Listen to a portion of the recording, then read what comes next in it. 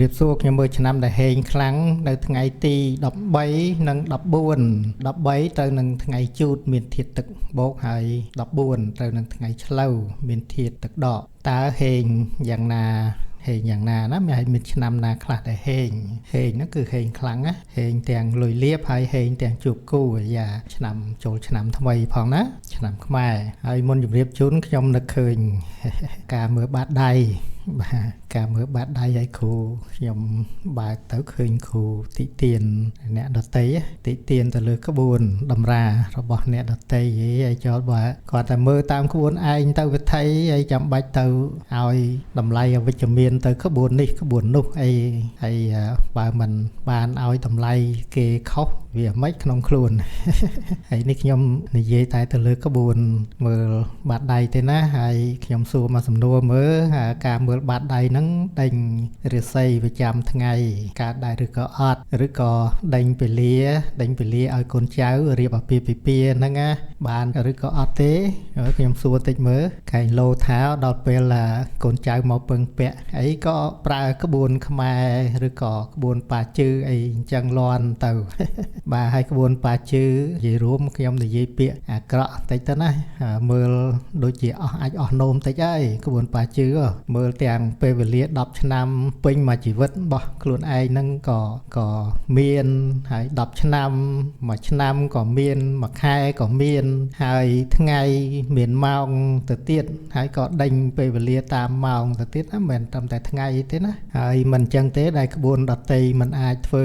ដោយក្បួនប៉ាជឺបានគឺពីមួយថ្ងៃទៅមួយថ្ងៃឬមួយម៉ោងទៅមួយម៉ោងនិយាយរួមគឺទៅតាមពេលវេលាណាគឺដឹងអត្តចរិតរបស់បុគ្គលម្ចាស់រាសីនឹងទៅទៀតថាម្ចាស់រាសីនៅថ្ងៃហ្នឹងមានអត្តចរិតបែបណាអានេះមិនត្រឹមតែទស្សទាយដឹងថាមានរឿងអីកើតឡើងជួបរឿងអីកើតឡើងទេណាដឹងពីអត្តចរិតទៅទៀតថាថ្ងៃហ្នឹងពេលវេលាហ្នឹងម្ចាស់រាសីមានអត្តចរិតបែបណាហើយអញ្ចឹងហើយបើសិនជាម្ចាស់រាសីហ្នឹងធ្វើបែបណានោះនឹងទទួលបានអ្វីកើតឡើងដូចជាដោះស្រាយឆុងដោះស្រាយទទួលបានលុយលៀបអីផ្សេងទៅតាមរាសីអញ្ចឹងនៅក្នុងក្បួនប៉ាជឺគឺគេបង្ហាញប្រាប់ផ្លូវទាំងអស់ហ្នឹងដើម្បីឲ្យកូនចៅធ្វើទៅតាមរាសីរបស់ខ្លួនឯងហ្នឹងសមប្រកបចម្រុងចម្រើនមិនមែនគ្រាន់តែប្រាប់ទៅថ្ងៃនេះកើតរឿងអីកើតឡើងថ្ងៃនេះឆុងថ្ងៃនេះហេងថ្ងៃនេះអ្នកឯងត្រូវគ្រោះស្លាប់ដល់វេលាអាយុប៉ុណ្ណេះមិនចឹងទេហើយនិយាយដល់គ្រោះស្លាប់ហ្នឹងខ្ញុំនឹកឃើញគ្រូខ្លះទៀតមិនថាគ្រូណាទេអាងតែខ្លួនឯងហ្នឹងមានពាក្យសម្ដីមុតស្រួចណាហើយអញ្ចឹងក៏តិទៀនទៅឲ្យគេថាឆ្នាំនេះនៅក្នុងឆ្នាំហ្នឹងគឺគ្រោះស្លាប់ហើយគ្រោះដល់ជីវិតត្រូវស្លាប់ហើយអញ្ចឹងទៅហើយចុះកុំប្រើពាក្យអស់ទាំងហ្នឹងទៅវិធីវាជាពាក្យអសរោះឬក៏ជាពាក្យអសិលធម៌វាមិនសមរម្យទេយើងជាគ្រូហៅថាគ្រូបាអាចារ្យគួរតែប្រើពាក្យល្អទៅកាន់កូនចៅទៅចាំបាច់អីពាក្យជេរបតិចផ្ដាសា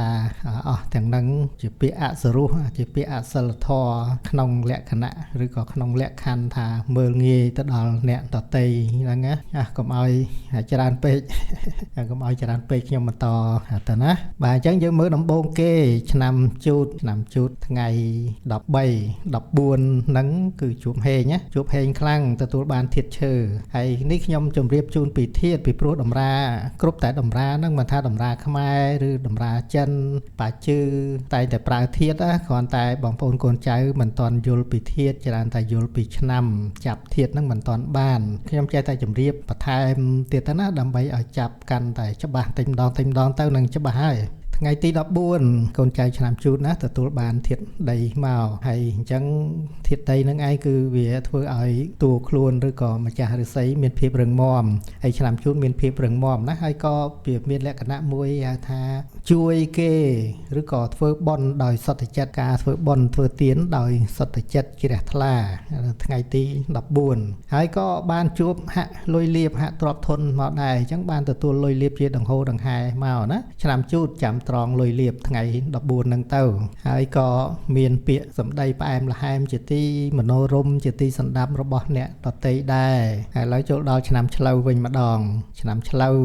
ថ្ងៃទី13ក៏បានធាតុដីមកដែរហើយចូលឆ្នាំហ្នឹងសបោធាតុដីចូលមកបាទមិនត្រឹមតែសបោធាតុដីទេចាំមើលស្ដាប់តិចទៀតណាបងប្អូនកូនចៅស្ដាប់តិចទៀតឆ្នាំណាខ្លះហេងខ្លាំងអញ្ចឹងឆ្លូវមិនត្រឹមតែបានធាតុដីមកទេក៏បានទទួលផ្កាយវិជ្ជបណ្ឌិតមកដែរទទួលបានសុខភាពល្អមកមួនហើយក៏ផ្កាយទ្របចូលមកដែរអាយ៉ាហាក់ហេងខ្លាំងជាងជូតទៅទៀតណាឆ្លូវប៉ុន្តែគ្រាន់តែថ្ងៃទី14អត់ចោចេញទៅណាទេនៅក្នុងផ្ទះហើយនៅលើទូរស័យហេតុអីបានឆ្លូវអត់ចោចេញទៅទីជិតឆ្ងាយអញ្ចឹងគួរតែដើរសប្បាយរីករាយចូលឆ្នាំថ្មីណាកូនចៅកើតឆ្នាំឆ្លូវហ្នឹងហើយចុះយើងមើលឆ្នាំខាលវិញទី13មិនសូវល្អទេអញ្ចឹងខាលកុំចេញចោទៅណា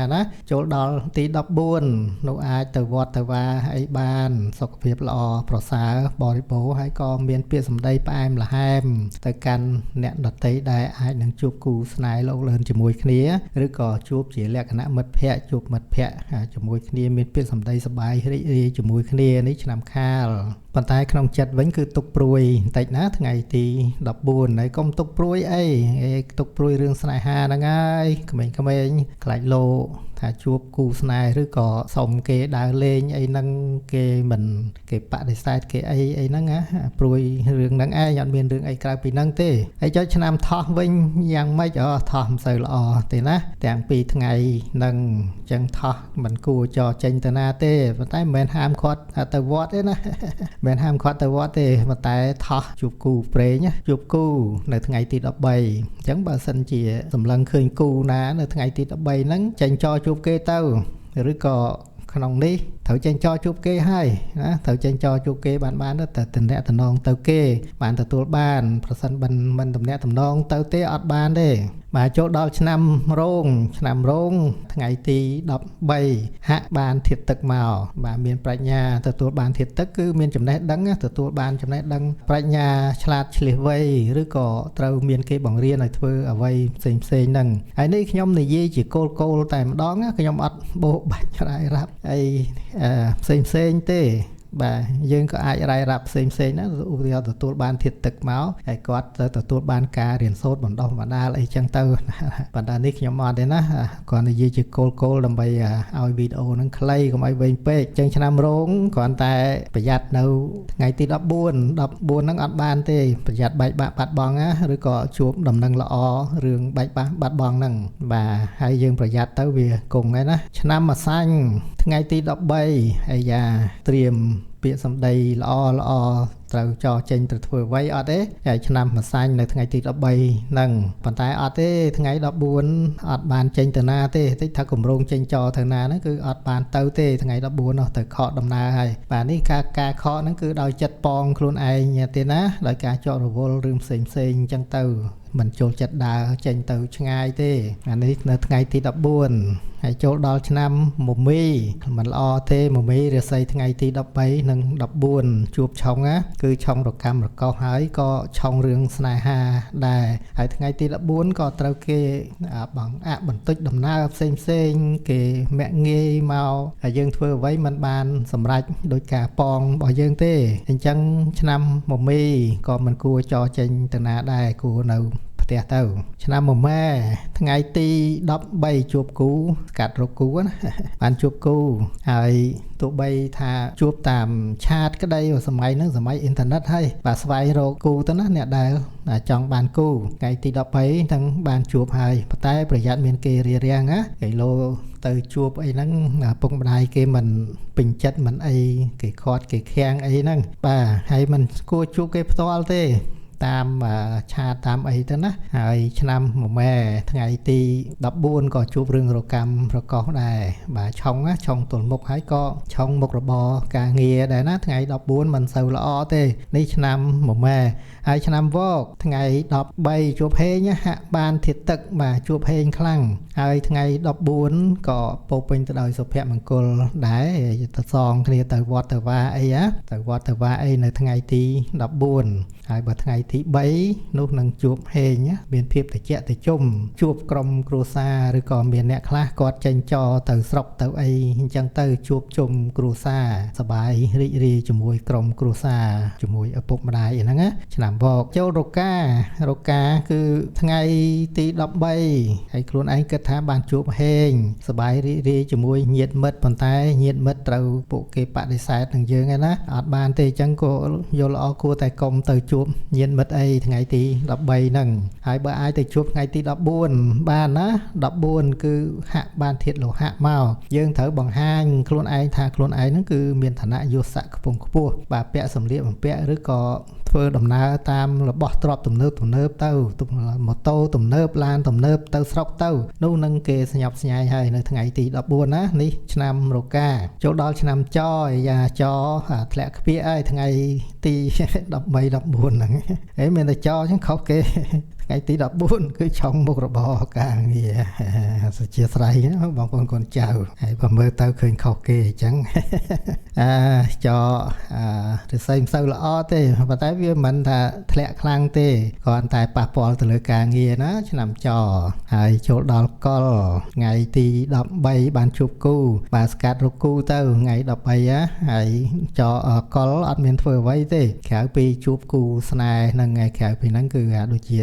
តនេចោលពីថ្ងៃហ្នឹងអត់មានធ្វើអ្វីទេបាទអញ្ចឹងបើសិនយើងមើលទៅលើឆ្នាំដែលជួបគូឆ្នាំដែលជួបគូគឺមានឆ្នាំថោះឆ្នាំមមែ